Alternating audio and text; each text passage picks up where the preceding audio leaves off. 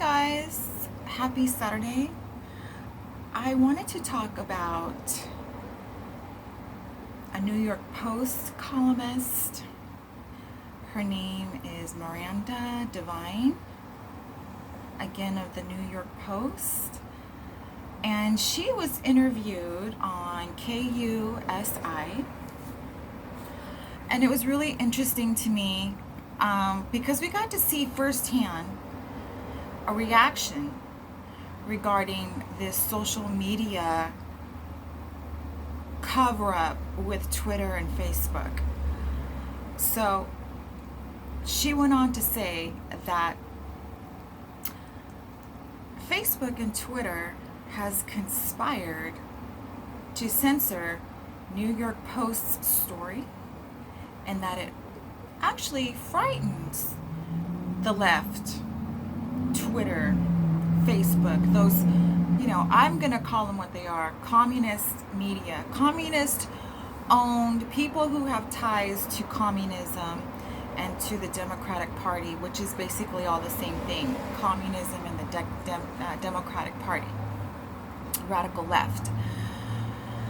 And in fact, so much so that Twitter locked New York Post's Twitter account. And, the hypocrisy is off the charts. And I've seen this, for instance, when they didn't show the same concern when The Atlantic wrote articles lying about President Trump, saying Trump insulted fallen soldiers, or other articles that had been written out there regarding tax documents, President Trump's tax documents. And that goes hand in hand because there seems to be different rules. The hypocrisy supports Joe Biden and Hunter Biden. Again, what I refer to as communist criminals. And big tech oligarchs, played audio conversations that were very private. When Melania had been talking about certain things, and the entire Russian collusion, the hoax perpetrated by the New York Times, Washington Times, or the Steele dossier, when BuzzFeed was spreading what was proven to be complete lies and nonsense. So these communist media guys are puppets. They are in the clutch hands of communism, because you got the heads of these media outlets that are invested. They're either invested in one business way or another, or they have people who are in those media outlets that are associated with the communism, left radical wing Democratic Party. So, they're gonna perpetuate and make up lies, and they're gonna insult America by printing those lies. I've seen Yahoo do it. I've seen The Atlantic do it. I've seen other media outlets do this. And this is not the first time they've done stuff like this. When I used to write on the boards of TMZ, and these are just boards, I wasn't on the show or anything, these are just comment boards, I would notice so much fake news TMZ was giving out that I had to write about the truth, because TMZ was talking a bunch of trash about certain celebrities, for instance, that were trying to break away from the clutch holds of the communism that's infiltrated our music industry. And what they'll do is they'll perpetrate that person as being crazy. They'll start smearing and lying that person in the media to get the masses to turn on them. And if things don't change, they'll kill that person and then lie in the media and say that person had a drug overdose. A lot, so, and I noticed a lot of this going on with Britney Spears. And back in 2008, around that time, I came out and said, or 2009, I came out, I was the first one to say, Britney's being held against her will, and so on and so forth. And then later on, it perpetuated from there. But, I was censored a lot, talking the truth. And going back to the subject at hand, if you're part of the agenda, they're going to protect you with the fake news. I've been calling out the fake news for years. And Twitter and Facebook are lying now when they say that, they're doing this.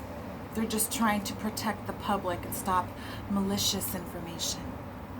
And that they are actually, they're going to have to do some fact checking. And they don't like material that's unauthorized.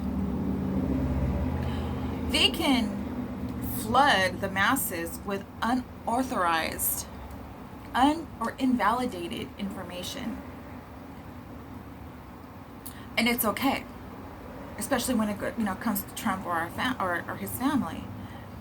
Yet, the reality of journalism is there's so much of journalism that is published and is unauthorized. There's so much publishing of unauthorized material that people don't want you to have.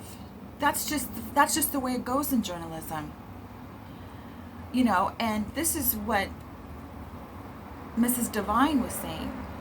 We don't live in a communist, country, communist China. Yet these oligarchs are treating everyone as if, and I'm going to use these words, as if we're clueless minions or sheeples in their authoritarian, can't say that word, regime. I mean, they're already trying to crack down on everybody as if Biden has won, as if communist media rules and will dictate what we can see and read and what we can contribute to social media. Well, they're completely mistaken. So, the critics who are aligned with the radical left and communist-owned media, they're lining up and they're saying, oh, look, here we go again. It's Bannon and it's Giuliani on another story surrounding Trump. Well, they have no one else but to blame but themselves. And I'm talking about Hunter Biden. I'm talking about Joe Biden. Because this has nothing to do with past stories.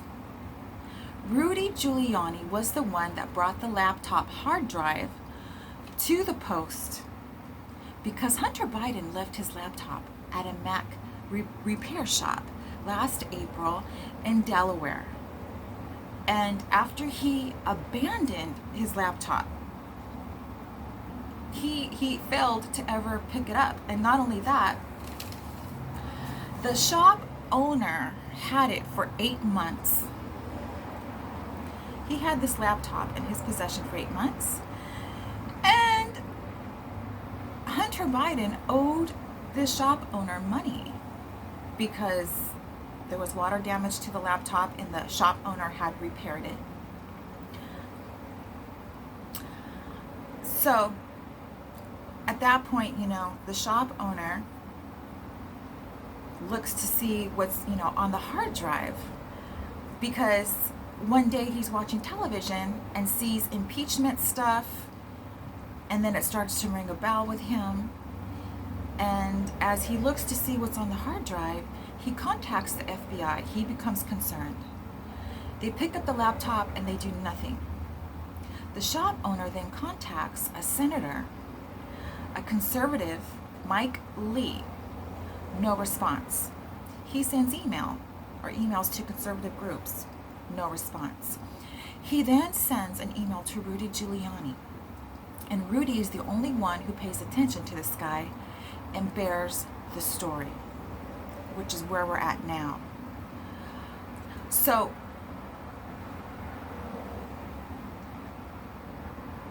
the Post is not going to apologize. Miranda Devine says they're not going to apologize for publishing actual emails from Hunter's Biden's laptop that he abandoned, which shows his father, Joe Biden, making contrary statements to his past responses.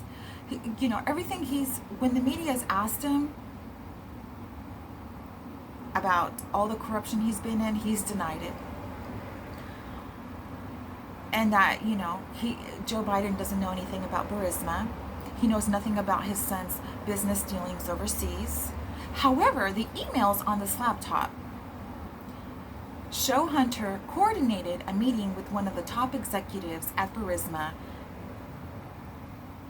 for his father, Joe Biden. So Joe Biden has been lying straight through his teeth. I knew this. But some critics say that there's nothing proved in the past, and no crimes, as far as they know, up to date, were committed. Big deal. Well, Hunter Biden back then hadn't left his laptop at a Mac repair shop.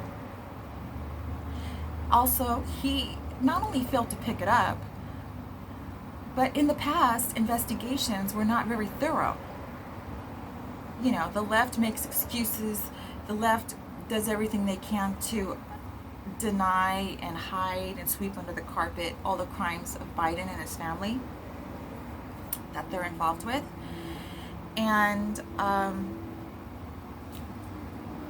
so despite there's been no real past investigations, the Post, because of the laptop, they have thousands of photos, documents, videos, emails, and they're publishing them. According to Miranda Devine, they're going to be publishing them. And, they did one post, I think it was yesterday. They're going to do a second installment today, and there's plenty of more where that came from. But it's, she was saying it's very weak for mainstream media to be attacking the New York Post on these false grounds. And this new information that's on the laptops needs to be taken very seriously. Now, answers need to be given. Biden yesterday instead of calling a press conference to kind of clear his name and his innocence, standing up for himself publicly, maybe through a press conference, he could have done. He didn't do any of that. Instead, he went into hiding as usual, and he called a 10 a.m. lid. Then his campaign issues a statement saying the story is discredited. Well, if the story is discredited, and these are actual emails that were on Hunter Biden's laptop, prove it. And that's what Miranda's had to say. Now, there was a portion, according to Mrs. Devine, there was a portion of the statement, the left, Biden's campaign, or Biden's camp, they refuted the story and a portion of their statement, saying that they actually looked back and reviewed Biden's calendar for the period in question when his supposed Burisma meeting took place, and there's no actual meeting listed on his calendar to report. And Mrs. Devine of the Post said, would you expect for them to actually list that on his official calendar? Of course not. So Hunter Biden sought deals with, Chinese firms and other things that I'm going to talk about in my next video. So I just wanted to say that, Miranda Devine of the New York Post, a columnist, came on KUSI And basically they have the proof of the proof, the evidence of the evidence. I mean, I've always referred to these guys as political criminals. I've always said they were funded by China and by all these foreign countries. They're doing, you know, these crime-like, you know, business deals with. But anyways, the fact of the matter is, people from Twitter and Facebook are going to have to go face the music in court. President Trump's not going to put up with this. And so we're going to see what happens. We'll see what happens. And that's all I really wanted to say so far regarding Miranda Devine of the New York Post and her interview on KUSI. Alright guys, I'll see you on the next video. And as we can see, Hunter Biden is a criminal, a fake, and a fraud. Trump 2020. Bye guys.